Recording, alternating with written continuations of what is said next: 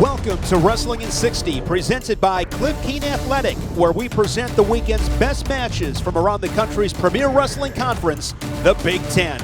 We begin with our pick at number 7. 41 pounds. Danny Bertoni taking on Matt Casimir, ranked number 20 in the nation at 141. Danny Bertoni in on that leg quick. Can he ride that momentum of King Sandoval picking up that big win? And he picks up the early takedown here to keep things rolling at the Xfinity Center.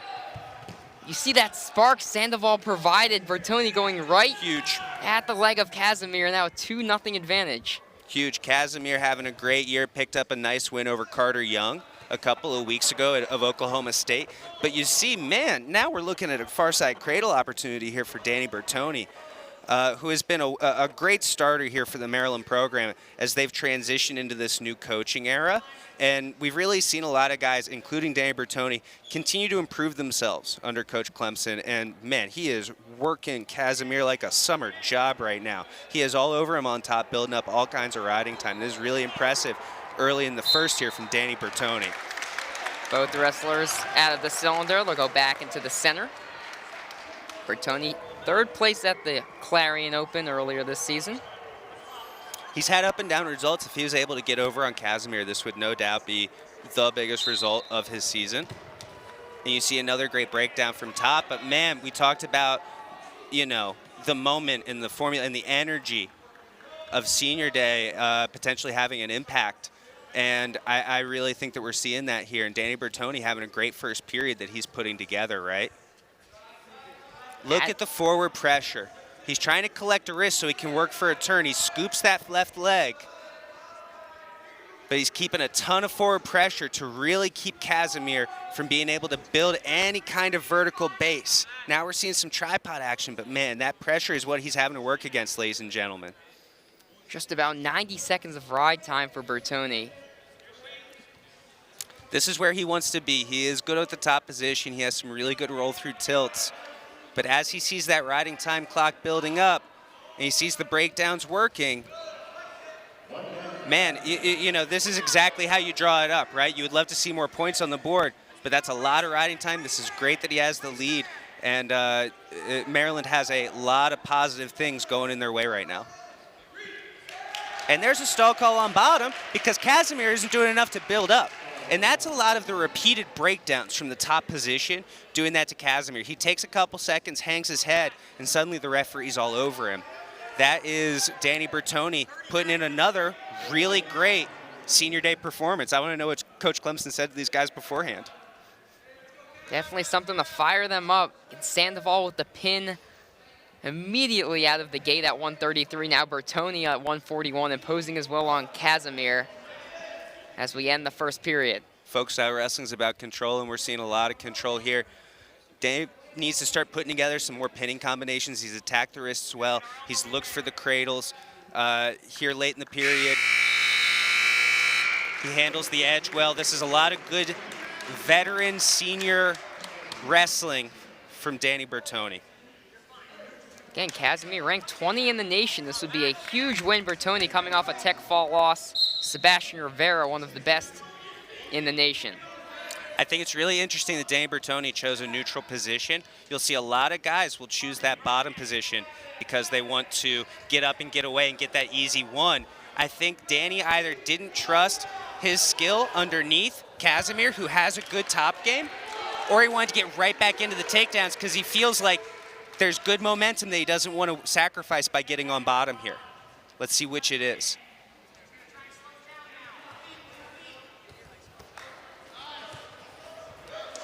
There's a good sprawl. He's getting him into short offense. Now Bertoni's going to look to get around if the referee doesn't step in and stalemate it first. Let's see how aggressive we are in this position. He tries to run him over the knee, nothing doing.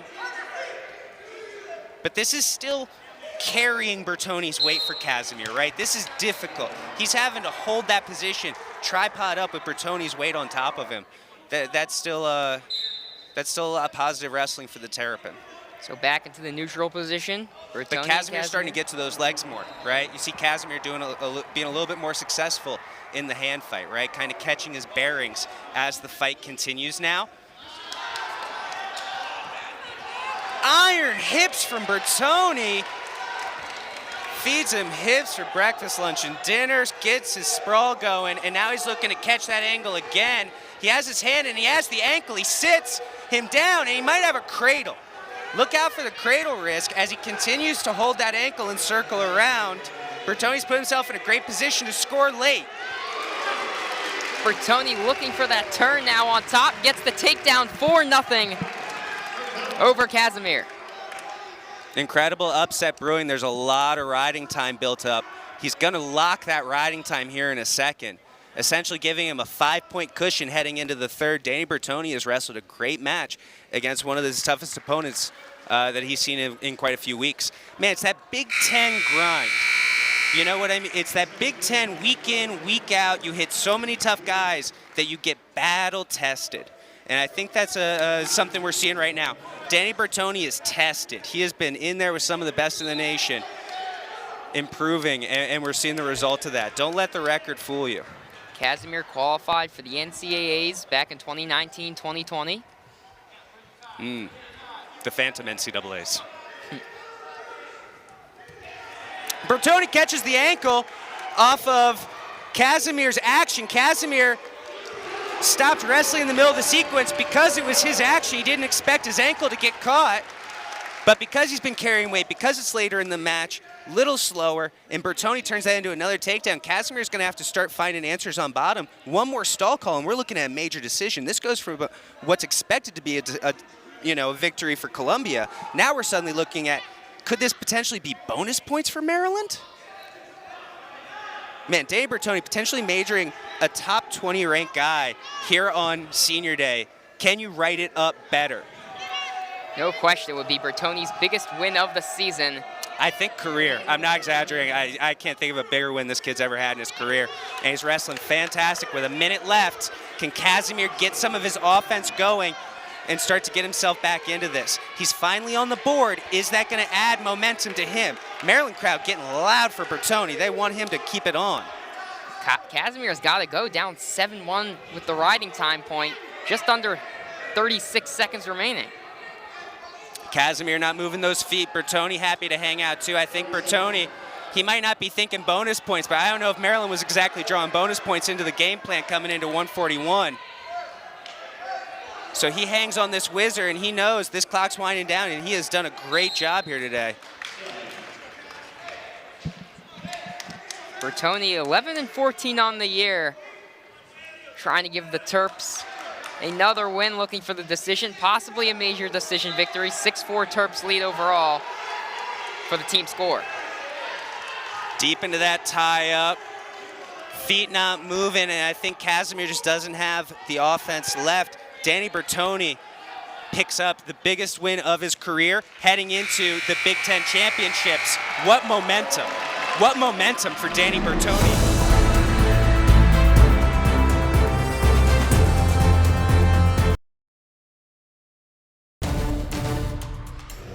Here at number 6.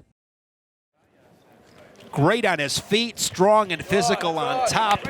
Had a whole lot of vulnerability with Ryan Deakin. And he's been that way for 2 straight seasons, coming into the NCAAs last year with a lot of momentum and a disappointing NCAA tournament in one sense, but then he came back, proved his mettle from a standpoint of his podium finish. But the Carr-Deakin match, which was expected, did not happen. Deakin this season winning the Cliff Keen for the 3rd time. Looking to become just the 4th Northwestern wrestler to ever become a 4-time All-American. Mike Funk, Jake Herbert, and most recently Mike McMullen, standing on the podium 4 times. Tight front headlock from Deakin.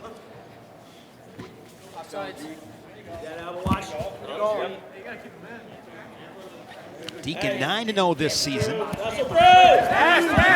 Get around behind, now to bounce. Snap. Circle. Where's he going? Double leg. It's a nice shot in so many ways. First of all, Deakin gets in on it and was able to come up onto his feet, drive through, and then as he rolled through, he knew exactly what he had to do to regain the momentum and stay in bounds for the 2. As you said, got to the attack, great mat awareness, and he was patient. You know, we need more wrestlers. Deacon's going to be, you know, so successful in life, whatever he does, but our world needs more wrestlers, and this is an example of it. And talk about, you know, the parents and how proud they are. If you're a parent out there and you got a young man that has a wrestling program somewhere, get him in. I mean, it's just the greatest sport. We need more wrestlers in every area of our society. And now just not young men, but young women as well. Exactly. Women's wrestling exploding across the United States, programs popping up all over the place. Great to see. And here's Deakin just suffocating on top. And this looks a real familiar from the last time they met at the Cliff Keen. Deakin kept driving. This is exactly how it happened, but last time it happened with a couple of seconds left. Could be a little earlier, but man, he gets it tight. He's got the chin. He's got it tight. There's the fall. 2 times in a row, the arm ball, you know, steps over and gets that pin. Going out in style, Ryan Deakin, the pin for Northwestern. And that puts the Wildcats out in front. Big smiles from Mom and Dad. Wrestling in 60 is brought to you by Defense Soap. Defend what you have built.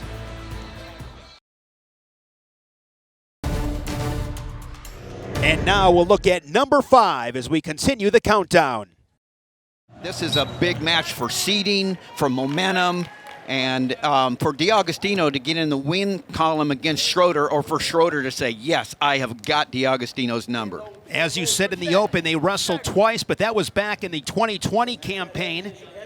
DeAugustino, a redshirt junior from Palm Coast, Florida, Flagler Palm Coast High School, was 3rd as a junior, entered as a senior.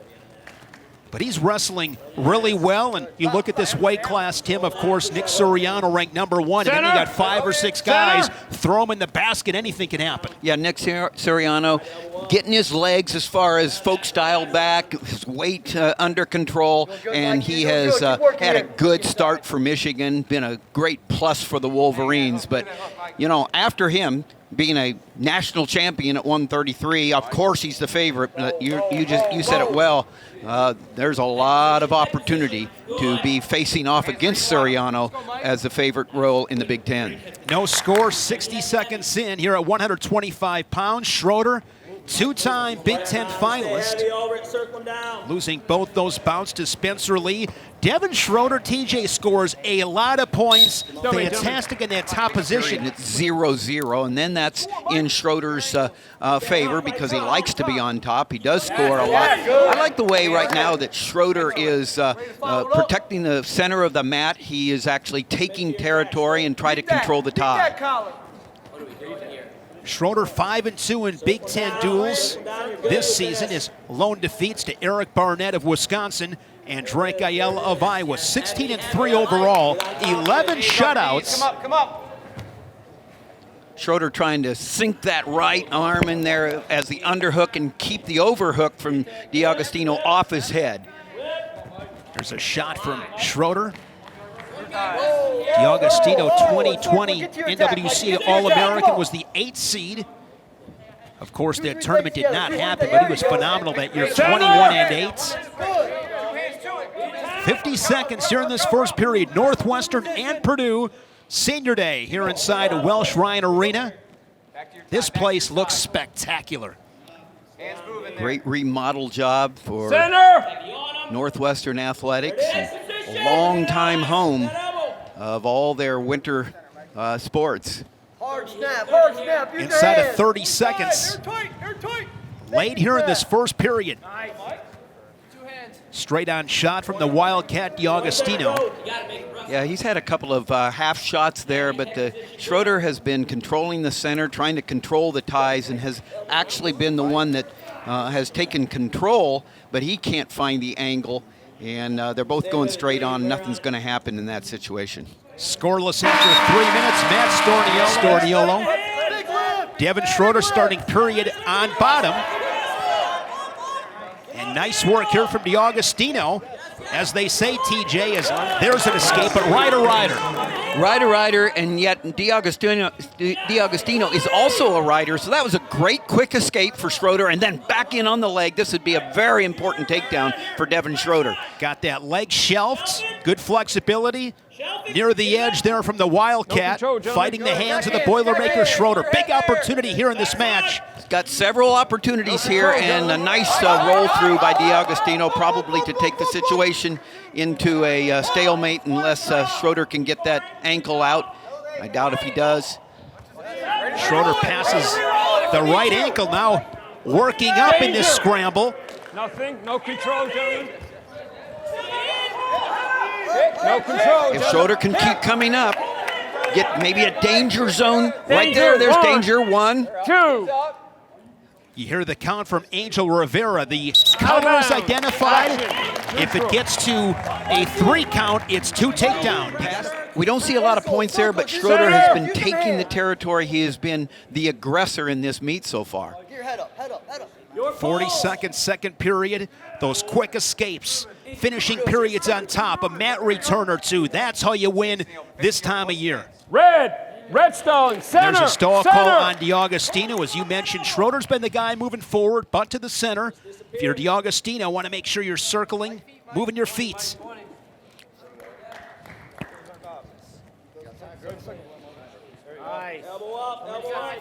Scoreless first period. Early escape for Schroder here in the second. Schroder trying to take that underhook, find some angle. You got to do it both ways, too. You got to move your opponent and move your own body at the same time. When that happens, it's beautiful. But so far, it's just been straight on. But here in this third period, and I believe that's just one of those situations with DeAugustino. He understands how good Schroder is in that top position. Nice shot there by DeAugustino. Found the angle, got in on that single leg. Now he needs to hide those ankles and come around.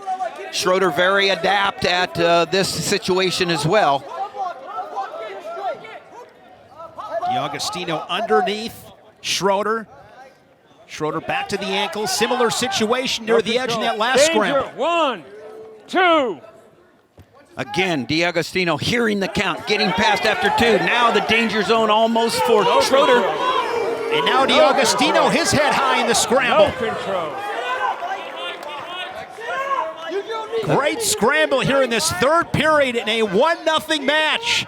The person that can elevate here, if Schroder can continue to elevate, bring up that leg, he'll be in a good position. Driving through there. No control, gentlemen. Advantage position here for Schroder. 1, 2. 2 takedown. There's the 2 and in the Peterson finish. That should be a count right there. It is. The official right on top of it. 1. Great flurry here for Schroder. 1. Looking to get past 2.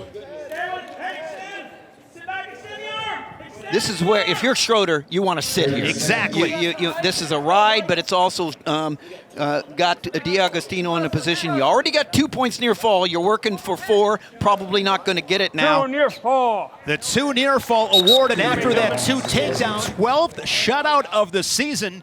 And victory number 17. Go green. Good job there from DeAugustino, but you hear the official. Schroder still in control. And it will be a 5-0 decision for Devin Schroder, 2-time Big Ten finalist. Very impressive win, important win for Schroder as we go in for seeds.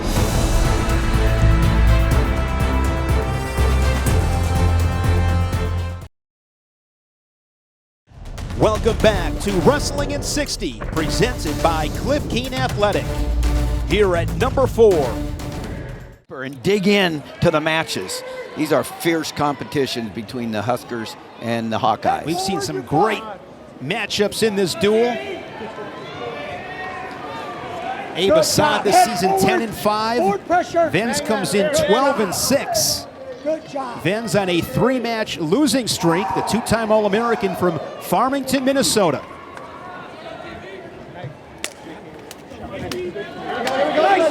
Venz, a Big Ten runner-up, fell to Aaron Brooks Keep snapping. last March. Get him where you want. Pull him down. Venz with an underhook on the right side. Bounce him.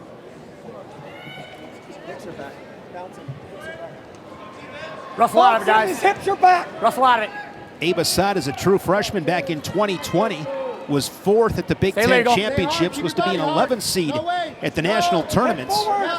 Second team All-American. Assad with a 2-on-1, did not compete last year. Rip it out. Rip it forward. Good job, Taylor. Yes. That's Nice. good. He's Both these guys looking to get momentum into the Big Ten Championships. Assad began the season 9-2. He has since lost 3 of his last 4. Good. Coming off a loss against Oklahoma State's Dakota Greer. Nice job of dropping in, driving through for the 2 points by Assad. He was Big able to, takedown. yeah, he was able to clear the hands and drop in, keep both legs, got the 2. Neutral. Here's the escape.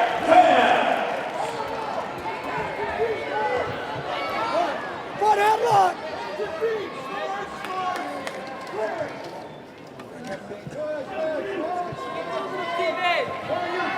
Venz this season a runner-up in Vegas. Put him underneath. Fell to Ohio State's Caleb Romero Pull him underneath. in that final.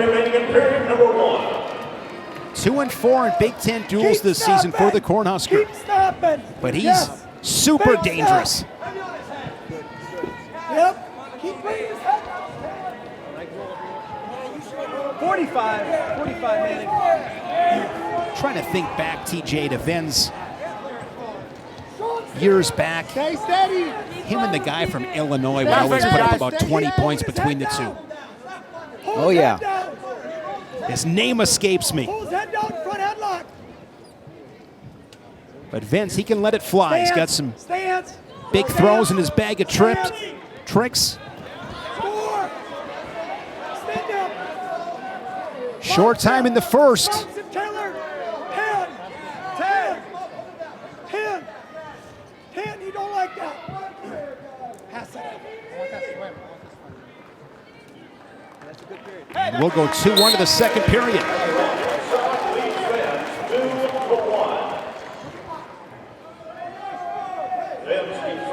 Green, down. Where you put that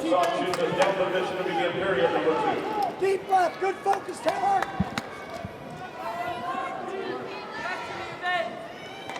Stop. Go slow, guys. Good look at Taylor Venz as he covers Assad here in the second period.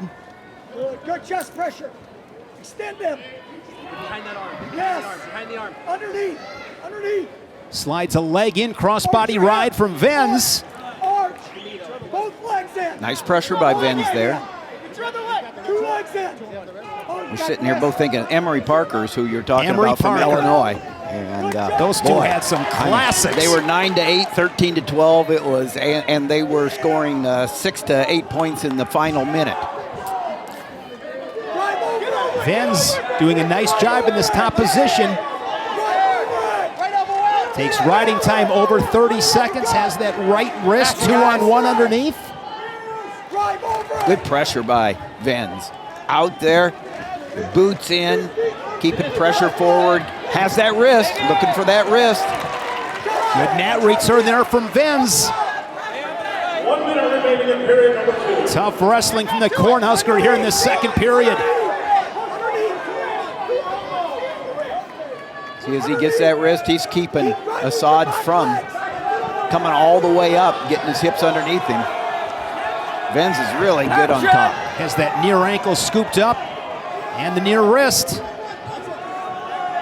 And you know, this is the kind of wrestling that will bring Venz into a position of a good Big Tens. This is what you want to work on at this time of the year. Getting a little high here. Yep, getting high. Hips off to the side, and Abe Assad No change. in position here. Still no change. Neutral. And there's the escape. Yeah, a minute and a half there. You know, top is huge in tournaments. When you get to the Big Ten, the conference tournament, the NCAA's there, no points, but you're smothering on top. Changes the momentum of matches. And Abe Assad in the final seconds of the second period. Close to another takedown. I like what Assad did there. Final 10 seconds, he was close. Caught Venz on his heels a little bit. I think he surprised Venz. Zack, go ahead, Green, cover. So Venz has that minute and a half of riding time. So he's got to get That's out in quick. play. Right away. Up to your feet. This is really big for Assad to work that riding time under a minute. Both guys work. Neutral. With a good cushion left for Venz right there. Get out of the fingers. So Venz trails it by 1, but Get out of them. at the moment, he's got the riding time. You know, you were talking about liking Assad, what he did at the end of that period. Well, Venz's fight there, keeping him from taking down, kept him in this match. Couple mat returns, put that riding time over a minute.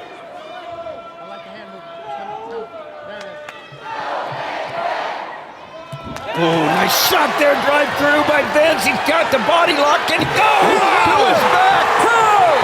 Venz looking for a fall. He's got that arm trapped. An explosive shot from Venz. That shook this place.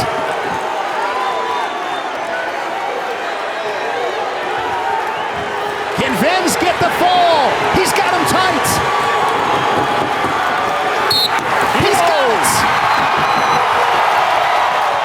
On senior night, Taylor Venz, a stick and 6 for the Huskers.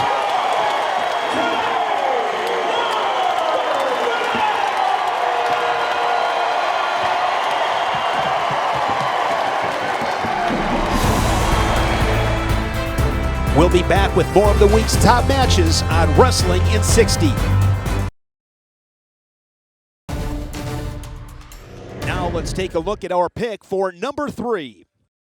2 impressive freshmen, top 10 ranked freshmen here at 165.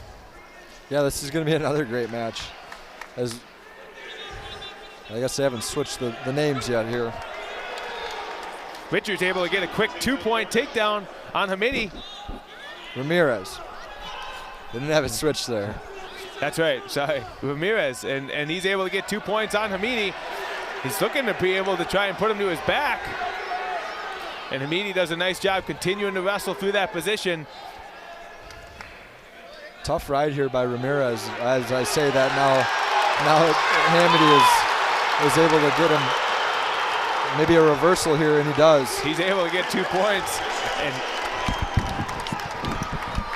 looks like Hamiti's already putting the pace on him as he's able to get that 2-point takedown, and Ramirez has his head on the mat already. That's another thing. You've talked about 2 wrestlers that have a high pace. There may be no higher pace than the way Dean Hamiti wrestles for 7 minutes, as we're already getting started here, and Hamiti's looking for back points. Ramirez did a really nice job getting that 2-point takedown, but now Hamiti's locked in where he wants to be. Now he's going for a cradle here. He's trying to drive for a cradle. He's continuing to bring him up. Building that. Oh, he's able to get that butcher. Let's see if he's able to continue to drive him across. It's important to keep your hips pressured on there. And we do get a stalling call on Ramirez already. 1:30 left in the first period. Hamiti really doing a nice job controlling the match here and looking for another crossface opportunity. Let's see if he's able to work from there. I know that takes the gas out of people at least, but he's looking to try and get that cradle or butcher brought together. Yeah, he does a really good job with that crossface cradle. He likes to work off a butcher, or he likes to get to the cradle. Coach Bono looking for another stall call. Close again to getting that crossface cradle. Now he's going to go near arm, far arm, near hip, and he's going to get near fall. He's looking for a pin, as he only gets 2 near. He does have that far Turk. He's got that Turk in. Let's see if he's able to get the fall here. He's close to getting it. He's got his 4 near fall for sure as he continues to wrestle in that position. Nice job by Hamiti. He'll get 4 more and see what else he's able to do as he throws that leg in. Now 20 seconds left, and he's looking for a half. Man, we got 15 seconds left, and that's tight. Let's see if he can get it. He's not got near fall even yet. Nice job. Ramirez is able to slip out of it. The ref never gave 4 for the first one, so he was unable to earn any near fall there, but Hamiti doing a nice job continuing to ride. Is over 136 of riding time, and we're just in the first period, and he's got 6 points. We got a lot of wrestling yet to do.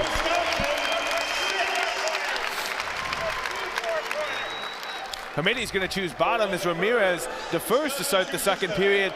Let's see if Ramirez is able to kind of control him. Last time, Hamiti was able to reverse him, and that's where it all started for Hamiti. Just so tough on top. He's able to hold guys down so well. Looking for that reversal, and he's able to get back to that leg already. And he's looking for his cradle, his patented near side cradle. Now he's trying to slip in. That is it. Pins the number 9 ring. Hamiti able to get a fall for the Badgers. That's big points back on the board for the Badgers at 165 pounds. He loves it. He loves it. And the crowd loves him. They get 3 more years. We talk about senior day. This guy's only a freshman at 165 pounds. He's a goofball.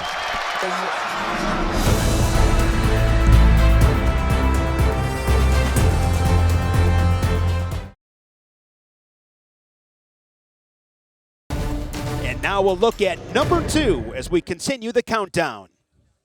And is not disappointed. Raised stage, the spotlight. Great atmosphere. 20 guys came to fight tonight. Yes. A couple guys, both from Illinois. Schultz from Tinley Park, Illinois. Warner from Tolono, Illinois. Wrestled at Washington High School. 3-time state champion for Brian Medlin, correct? Brian Medlin is the head coach of the Illinois Regional Training Center now, but he was the head coach at Washington High School when Warner won it 3 times. And a lot of success with Illinois USA Wrestling. Brian Medlin, phenomenal coach. I was just talking to Brian the other day, and he had his son Wyatt, who's an 8th grader. Wyatt's already been over to Russia 3 times, and working out with some of the best over there, and so he's got a taste of what it's going to be like. You can imagine his maturity as he steps into high school next year.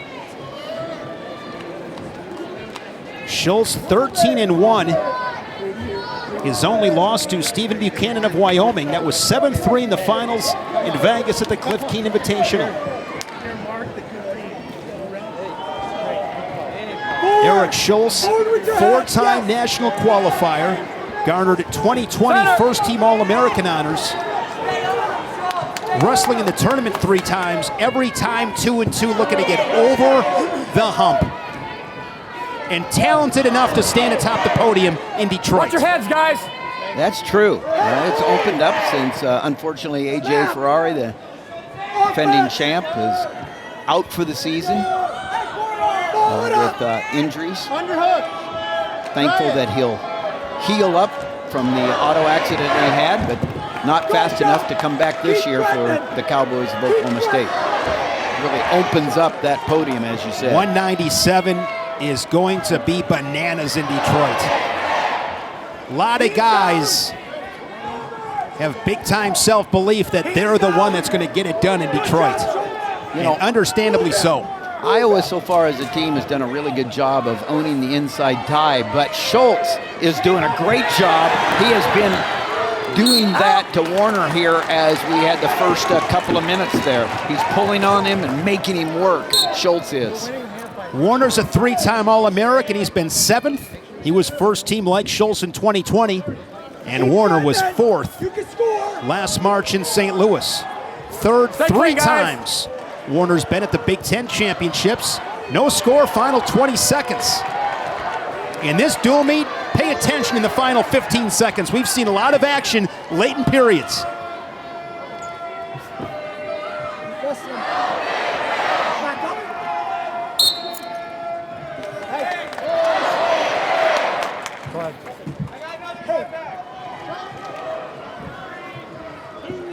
Scoreless after 3 minutes. Yeah, Schultz did a nice job. He gets to that right-hand collar tie and drives through. Warner does a nice job of fending off, squaring up. But that's, Schultz was able to get in because of that pulling on the head, and that right collar tie set it up. Last time. Warner very good on top. Relax, relax. Good? All right, here we go. Set, cover. Thumbs up from Warner. It's on you. You're right here. Okay. On your head. That's a caution on Warner. Head center. Head center. You see the perspiration on these guys, slippery. Good forward pressure. Hey, get out of bounds. Let's win your leg. Hey, Schultz, make sure you see him. Good burst there from Warner, 14 seconds of riding time. Head center. Here we go. To win these Cover. matches, TJ, the reality is these are grinders. This is going to be probably not on a piece of artwork inside of a great museum, right? This is the dirty grinding work to win these kind of matches. And with these two, this goes a long way. A ride like Warner's, and then they don't have very many exchanges from a standpoint of on their feet. They expect to finish on the few exchanges they have. So you're right, it's a grind. Might take 4, 5, 10, 15 second goes to build that riding time.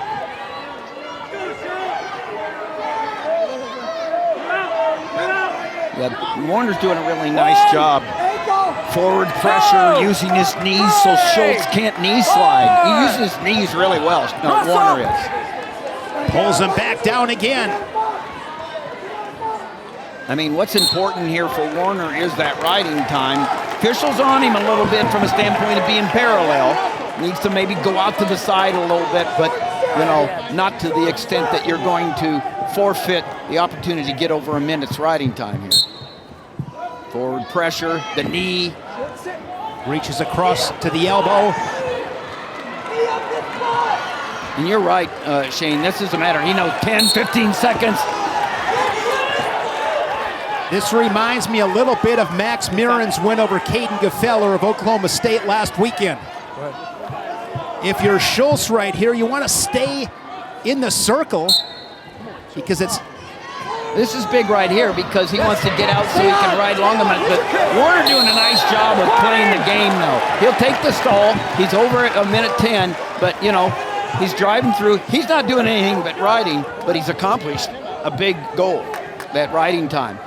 Now he's getting it up there so Schultz might have a tough time taking it down below a minute. Exactly. Big 10 seconds here for Schultz. So the opportunity there, now it's going to come down to it's going to come down to the takedown. 17-12, Iowa leading it. Schultz trying to keep hope alive for the Cornhuskers. Christian Lance and Tony Cassiopeia wait at heavyweight. Watch your hands. Hands down. Where's he going? Where's he going? Here, your hands. Warner knows right where he's at. He understands. He's down 1-0, but he also understands I get an escape and it's inside 14 seconds. I have a lead. And I'll tell you what, both these guys do a good job of controlling the match when they're ahead. Until he's not, Warner thinks he's ahead here. And now it's in Schultz's hand to determine that that's not true. Iowa on their feet, 20 takedowns to Nebraska's 5. Now Warner's to his feet, and he gets the escape. And he keeps riding time in his favor above a minute. 1-1, but Warner's got the riding time. And the warning for stalling. So Schultz moving forward. Doesn't need to panic here. I see nice punch. Keep firing. Fire now. Keep firing. Keep firing. And see, there's not a takedown here. We'll take the riding time underneath for Schultz if he gets that. There's your post. Schultz needs to. Warner did a good job on that. He was just riding. He wasn't trying to turn. He was just trying to get through that period to get that riding time. Well, right now, Schultz needs to impress the official. Needs to get his attention and go forward all the time. Here's a shot from Schultz, defended by Warner. He's able to square up and out of bounds they go. Mikey Labriola upsetting Michael Kemerer at 174. Taylor Venz a huge pin at 184. The Cornhuskers hanging around, but they need this one from Schultz.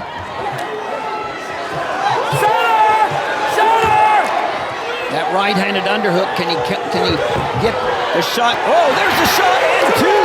He's got both ankles and gets the takedown. Nice job of going low, got the ankle, understood where he was on the below the hips and went out of bounds.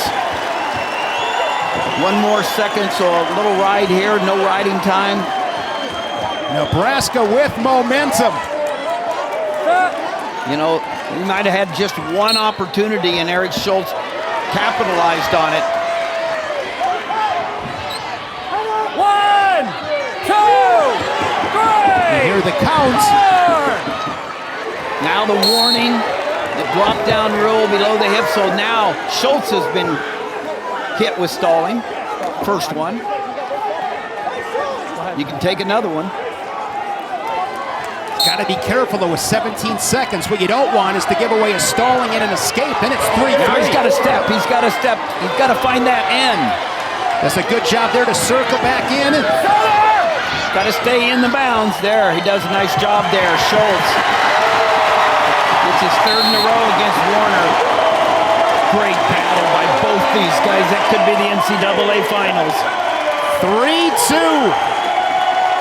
Schultz on senior night victorious against rival Jacob Warner.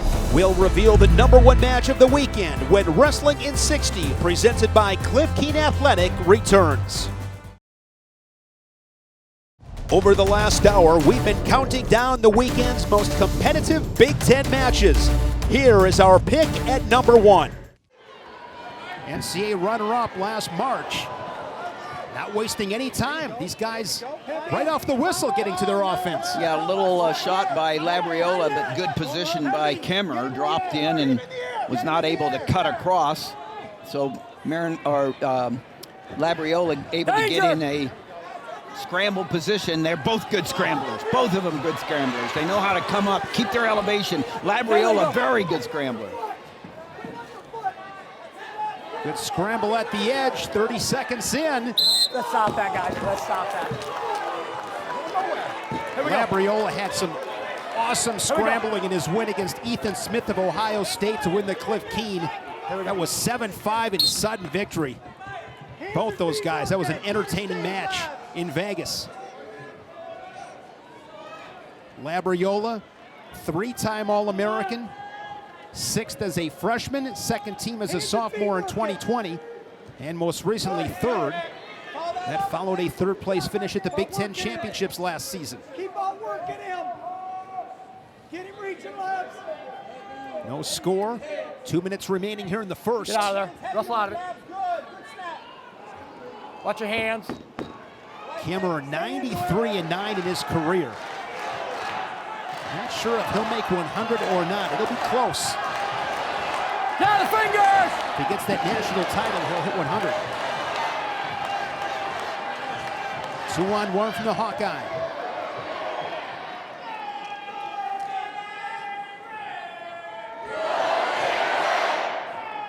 Great Nebraska crowd. Yeah, it's a great crowd all the way around. Everybody anticipating coming back to Lincoln at Pinnacle for the Big Ten Championships, the 5th and 6th of March. Going to be packed, going to be a great atmosphere and environment. The Hawkeyes have not wrestled a duel here in Lincoln since 2019. Careful. Tom Brands has never lost a duel to Nebraska. Out of fingers, guys. Head across. Head across. Head across. Front headlock here for Kemerer as Labriola works back to his feet. Since that high-level scramble, they've been very careful with each other. I mentioned before, I think Kemerer's changed his style, you know, as he's gotten older, had injuries. He probably not going to make as many shots underneath as he used to. And there's Labriola in that scramble position. Both of them so good. This is where Michael Kemerer is like a statue, basically. He is so hard to move. He's got a cradle locked up. Kemerer looking for the fall in the final seconds, but Labriola scrambles out of it. Holy smokes. They're best in the business. This is high-level scrambling.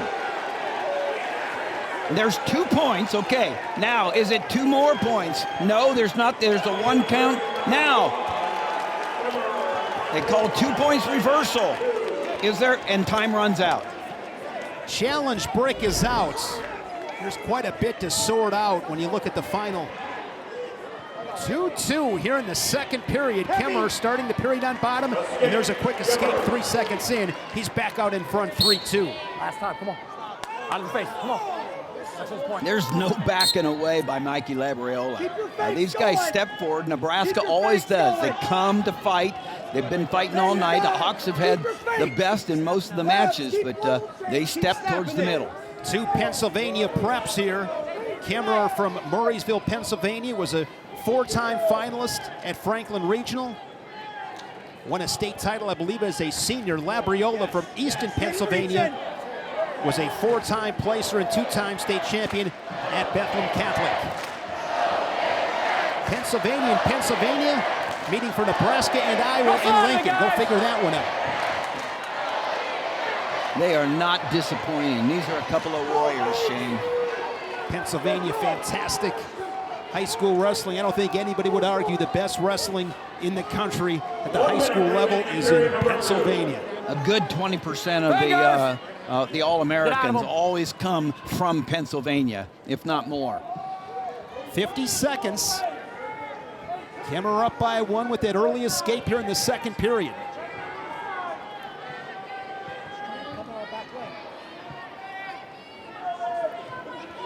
This is always, TJ, one of my favorite duels of the year. Iowa and Nebraska, the rivalry, border battle.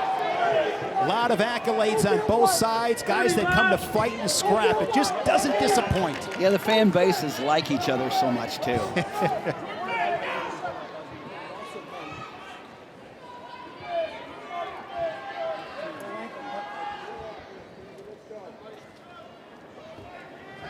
Final seconds ticking away in this second period. Yeah, Kemerer has really owned the inside position here. Labriola is not able to break through it on his feet, and so that inside position has been, he's done a nice job, Kemerer has. See Ryan Morningstar on your left. There's Tom Brands in the middle with Bobby Telford. On the far right, Terry Brands. There's Labriola on bottom. He answers with a quick escape. 3-3. More fake slaps. Good. Solid flurry. Yeah, good defense by Labriola. And Kemerer's shot was able to not let Kemerer get those shoelaces down, and driving through actually went down to the knees there. But he's just going straight into the thumb block there of Kemerer. And you're going to have to find the angle. Looking for the space, find the angle, move Kemerer, move yourself. Kemerer one way, you the other way. Fake there from Kemerer.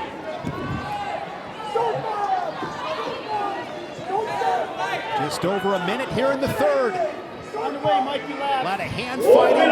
Both guys working to get to their ties. Hard snap from Labriola. Here's Kemerer on a single leg. Passing an ankle as Labriola. He's head high, and he's got Kemerer in trouble. He steps over. No near fall. No near fall, 2. Got the 2. So Labriola out in front. You see Mark Manning in the back. He wants 2 near fall. And now Iowa challenges. 7 seconds here. Good. Here we go. Slow, guys. Caution on Kemerer. Just wipe it.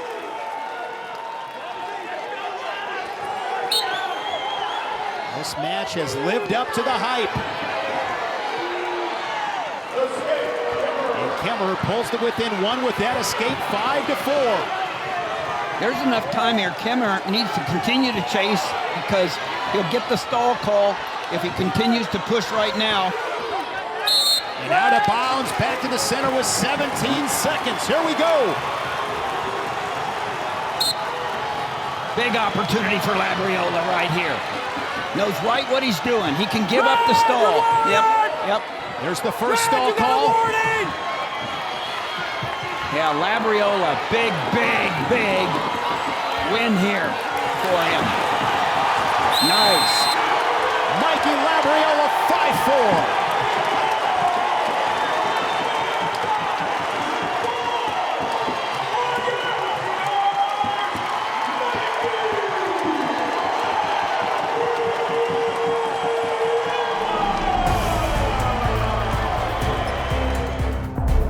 We hope that you enjoyed this edition of Wrestling in 60, presented by Cliff Keen Athletic. Join us again next week as we highlight the best matches in the best conference, the Big Ten.